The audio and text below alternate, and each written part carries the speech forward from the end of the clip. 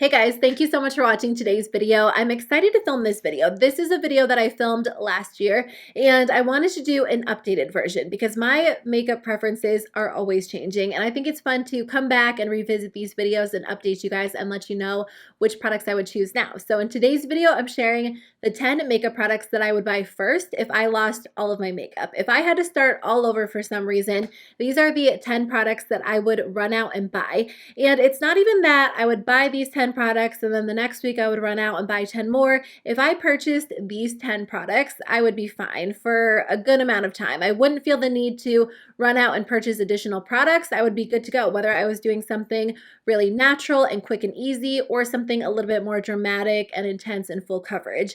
So I hope you guys enjoyed today's video. So I kind of chose these products based on the fact that we're heading into winter. If it was summertime, I might choose a couple of different products, but the first product that I would choose would be the Catrice Prime and Fine Aqua Fresh Hydro Primer. This is such a good primer. It's such a nice alternative to the Smashbox Primerizer. In fact, I kind of feel like this has replaced the Smashbox Primerizer for me. I do still have that one, but I almost feel like if I finish that one up, I might just stick with this one. This one feels like the Smashbox Primerizer in the way that it is very, very moisturizing. But on top of that, this one almost has like a smoothing property to it. So it just preps your skin so well for foundation. And it really has become a staple in my makeup collection. I think it is such a great option. So this is the product that I would definitely just feel like I would need to have. If I had to skip primer, I could because I could use skincare, but I always use a primer. You guys know that I love a good full coverage matte foundation, but I think I'd actually go with the ColourPop Pretty Fresh Hyaluronic Acid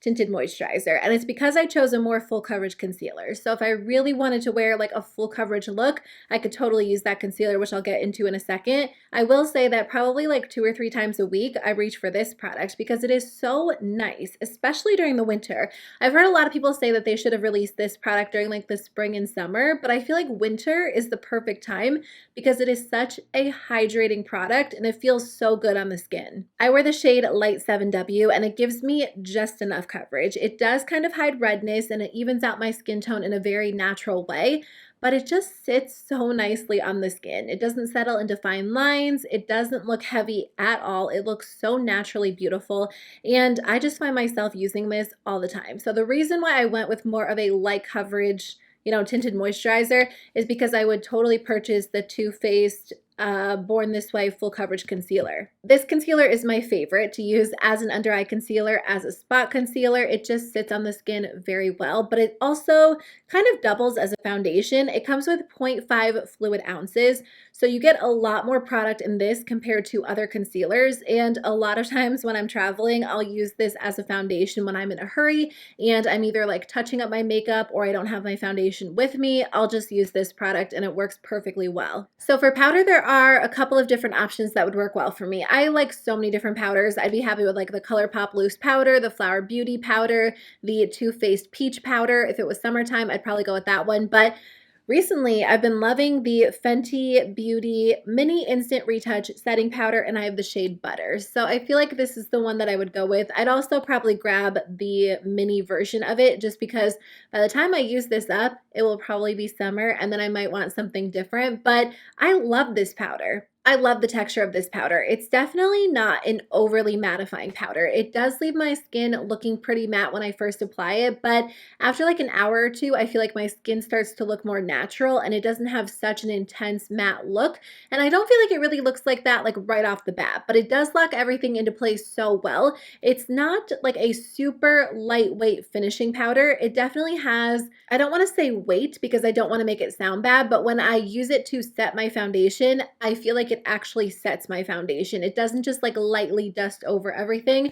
It truly does lock everything into place really well. So I have been enjoying this one so much. I just think it's such a great option. It's not as matte as like the Too Faced Peach Powder, but overall it does make my skin look very smooth, very even, and I think it's a great option. So this is the powder that I would choose. So I think I would have to skip highlighter, which would be really hard. It was either highlighter or primer, and I feel like I have to have my primer, so I think I would end up skipping highlighter, but I did choose kind of like a glowy blush. So I picked the Cover FX Monochromatic Blush Duo in the shade Soft Peach.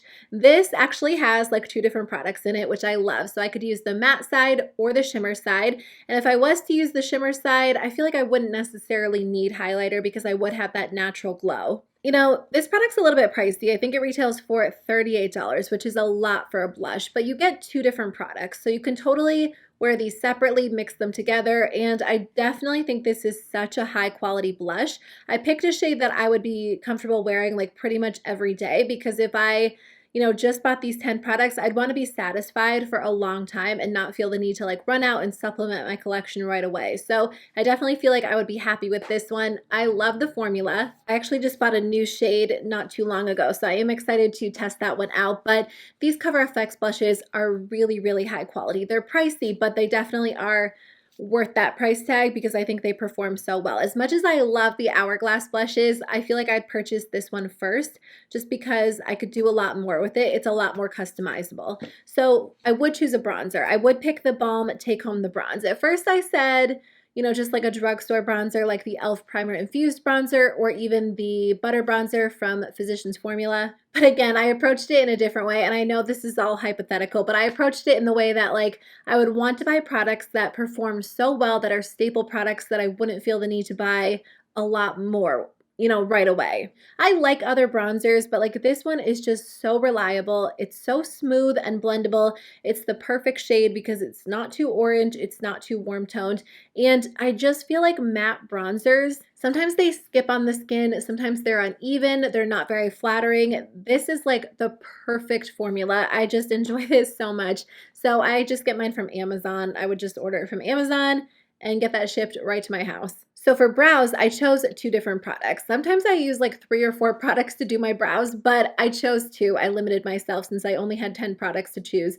The first one is the ColourPop Brow Boss Gel in the shade Dark Brown. This has been my favorite brow gel for what feels like forever, but it's my go-to. I love that it's tinted because it does make my brows look a little bit more voluminous, but the texture of this product is perfect.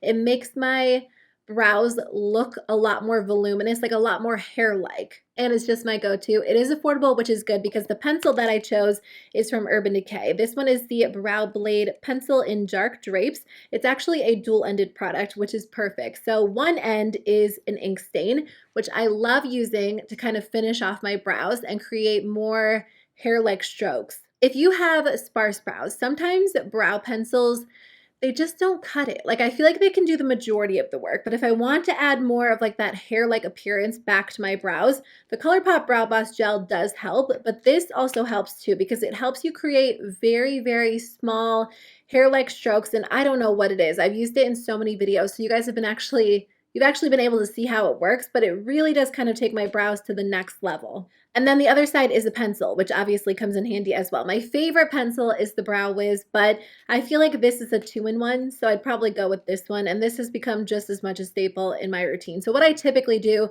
is fill them in with a gel, fill them in with the Brow Wiz, and then take this ink stain and fill them in a little bit more. But I do like the pencil on this side, so that's what I would go with for my brows. I didn't choose a mascara because I do have eyelash extensions, and I do wear mascara on my bottom lashes, but if I only had 10 spots, that would be something that would have to go because I do have the extensions. If I didn't have eyelash extensions, the primer would have to go because I would have to have a mascara, and I would pick the Covergirl Exhibitionist. That is my favorite. I also didn't pick an eyeliner because I feel like I could do without eyeliner because I would just use eyeshadow. So for eyeshadow, I would just pick a ColourPop palette. ColourPop is my favorite. They make a bunch of great palettes, so I'd pick a neutral palette.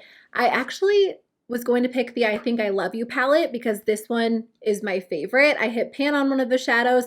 I'm really close to hitting pan on a couple of other ones. This isn't on their website anymore, so I think they discontinued it. It could just be sold out, but I feel like even when products sell out on the ColourPop website, they're still listed and it's not on there anymore. And I'm so sad because this is one of my favorite palettes. So I did pick the Double Entendre palette, which is somewhat similar. It's kind of like a lighter version of I Think I Love You, but you could do something a little bit more intense and smoky. I would definitely have to go out and purchase a couple of other palettes down the line. I wouldn't be satisfied with this one forever because I love eyeshadow palettes, but in like a pinch, this would work well. I could totally use it for a few months and not have an issue, but I think their shadows are great just because they're so smooth and blendable and easy to work with, and they have a lot of palettes to choose from. So I would just go on the website, order my brow gel, order my palette, and be good to go. So the last product I chose is a lip product, and I was actually on vacation and I left all of my lip products at home, which isn't the end of the world, but I'm like the type of person that feels like I just have to have a lip product. It doesn't have to be anything crazy or expensive or fancy. I just feel like I have to have something,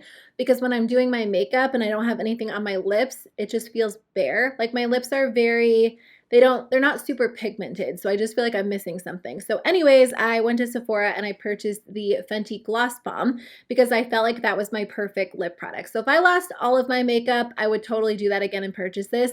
Actually, I just thought of this. What I would do is purchase the Fenty Balm Baby Set, which comes with a mini gloss balm and a mini highlighter, because then I would be purchasing one product and I would have the lip gloss and the highlighter. That is totally what I would do. So I would still purchase this gloss, but I would purchase that set so I could also have the highlighter, and I would still only count it as 10 products. Anyways, that is the end of my video. Thank you guys so much for watching. I had a lot of fun thinking through which products I would choose and just really narrowing it down to 10 products, because I feel like it would be easy to get out of hand and just go to Sephora and buy a ton, but I would want to keep it on the more like minimal side, not go crazy. So anyways, it's all hypothetical, thankfully. Thankfully, I haven't lost all of my makeup. I would be sad about that, but let me know your answers in the comment section below, and I'll see you guys very soon in a new video. Bye.